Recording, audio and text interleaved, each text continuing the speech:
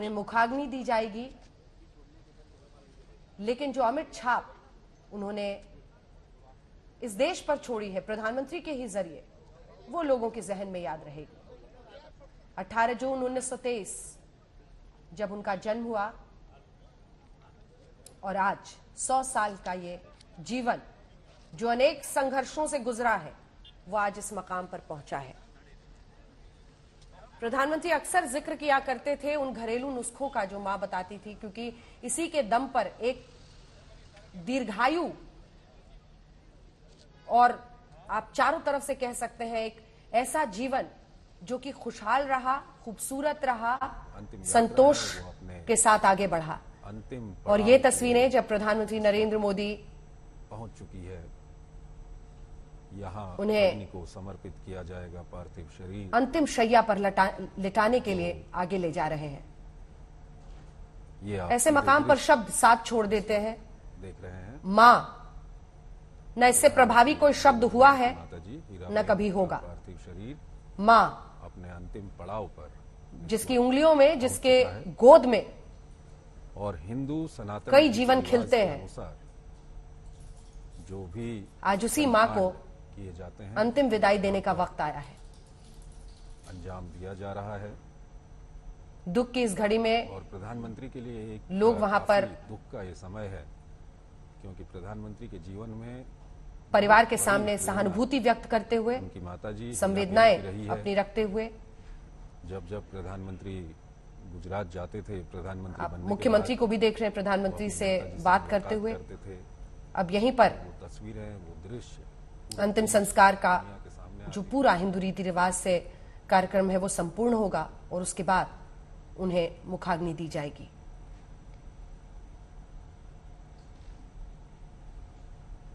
इसीलिए कहते हैं मां सृष्टि में इससे बड़ी कोई रचना नहीं है। मां एक ऐसा शब्द है जो अपने आप में संपूर्ण है। हर खुशी अधूरी, हर अवसर अधूरा अगर मां साथ ना हो, लेकिन एक ऐसा जीवन जिसमें हर कदम पर वो अपने बेटों के साथ रही। आप सोचिए, एक ही परिवार में इतने बेटे, लेकिन एक बेटा ने अलग राह चुना, वो थे नरेंद्र मोदी। अक्सर माएं ये सोचती हैं कि नौकरी करे, स्टेबल जिंदगी बताए, लेकिन उन्होंने साथ दिया। ये तस्वीरें हम आपको दिखा रहे हैं, हिंदू रीति रिवाज से वहां पर अंतिम संस्कार किया जा रहा है। गोपी, तस्वीरें हम अंदर की दिखा रहे हैं।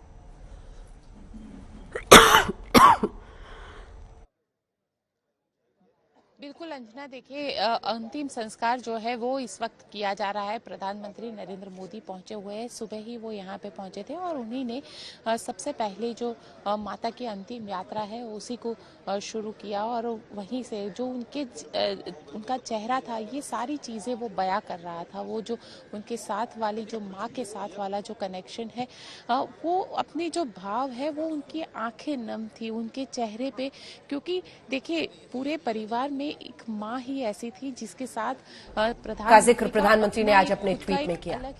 वो तस्वीर डाली जब हीराबा अपने हाथ में जोत लिए बैठी हैं। आज अपनी मां की अंतिम विदाई की घड़ी में कल्पना कर सकते हैं हम लोग कि कितना शोकाकुल ये परिवार है और कितने शोकाकुल प्रधानमंत्री नरेंद्र मोदी हैं। लेकिन यहां पर भी सादगी के साथ उनका अंतिम संस्कार किया जा रहा है। 100 साल का ये जीवन जिसका जिक्र करते हुए कई बार प्रधानमंत्री नरेंद्र मोदी भावुक हुए। फेसबुक के कॉन्क्लेव में उन्होंने कहा था कि मेरी मां आसपास के घरों में बर्तन तक धोती थी ताकि हमें एक अच्छी जिंदगी दे सके। और आज जब वो 100 साल के इस जीवन को शब्दों में बयां करते हैं, तब प्रधानमंत्री ने लिखा कि उनमें उन्हें त्रिमूर्ति दिखाई देती है। शानदार शताब्दी का ईश्वर चरणों में विराम।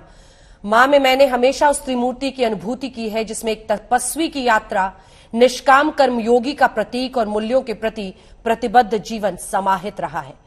प्रधानमंत्री ने आज जिन शब्दों के साथ ये कहा, उस तपस्या को याद कर, क्योंकि अक्सर इसी पर वो भावुक होते थे और उन्होंने कहा कि वो हमेशा सिखाती थी, काम करो बुद्धि से, जीवन जियो शुद्धि से।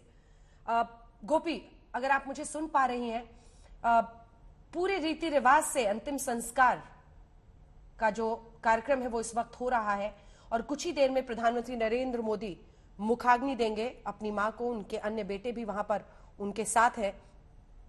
पूरे परिवार को जिस तप के साथ उन्होंने पाला है, लगभग 80 के दशक में प्रधानमंत्री नरेंद्र मोदी के पिता की मृत्यु हो गई थी, तब से सभी बच्चों को पालना, उन्हें एक जीवन इस तरह का देना जो अपने आप में एक मिसाल बने, वो सब चुनौतियां थी हीराबाजी के सामने। लेकिन उन सब को उन्होंने इस कदर उसका निर्वहन किया कि उसकी मिसाल आज भी दी जाती है। दुनियादारी जिसे कहते हैं उसमें वो अव्वल रही, क्योंकि आर्थिक अभाव शादी के बाद हमेशा रहा, लेकिन कोई भी उनके घर से खाली नहीं जाता था। उनके बारे में ये प्रचलित था आसपास की जगहों पर कि कोई साधु संत कभी बिना भोजन नहीं गया, कोई सफाई कर्मचारी वहां पर से कुछ खाए पिए बिना नहीं निकलता था। गोपी हमारे साथ जुड़ गई हैं। गोपी, पूरे रीति रिवाज से अब अंतिम संस्कार का कार्यक्रम वहां पर किया जा रहा है। बिल्कुल अंजना, देखिए पूरे हिंदू धर्म के जो रीति रिवाज है उसके जरिए ये अंतिम क्रिया का जो कार्यक्रम है ये किया जा रहा है। प्रधानमंत्री आज सुबह यहाँ पे पहुंचे थे, जो गांधीनगर में उनके भाई का घर है, पंकज मोदी के घर पहुंचे। उन्होंने ही अंतिम यात्रा जो है उसको कांध दिया और वहीं से वो सबसे पहले वो जो तस्वीरें हैं बेहद भावुक वो तस्वीरें थी। प्रधानमंत्री के चेहरे से ही वो उनका जो कह सकते हैं ना कि एक माँ में पूरी दुनिया होती है और उस दुनिया को गंवाने का जो दुख है वो उनके चेहरे से दिख रहा था। और माँ के चले जाने का जो दुख उनकी आंखों में हम देख पा रहे थे, वो साफ बयां कर रहा था कि किस तरीके से वो भावुक है अपनी माँ को लेकर। अपनी माँ को लेकर हमेशा से वो हमेशा जब भी उनका जिक्र करते हैं उनकी आंखें नम हो जाती थी। और अपनी माँ के साथ वो जब भी गुजरात आते थे कई घंटे वो बैठते थे ताकि माँ के साथ जो बैठे हुए बिताए हुए लम्हे हैं वो उसे हमेशा याद रख पाए। और उनकी माँ का जो जीवन है वो भी एक संदेश है। जब प्रहलाद मोदी से जब माताजी 100 साल की हुई, क्योंकि 100 साल में आना ये भी एक बहुत बड़ी बात है, उनका 100वां जन्मदिन था। और हमने जब प्रहलाद मोदी से इंटरव्यू किया था तो प्रहलाद मोदी ने अपनी माँ का जिक्र करते हुए कहा था कि कैसे उन्होंने बचपन में ही अपनी माँ को गवा दिया था।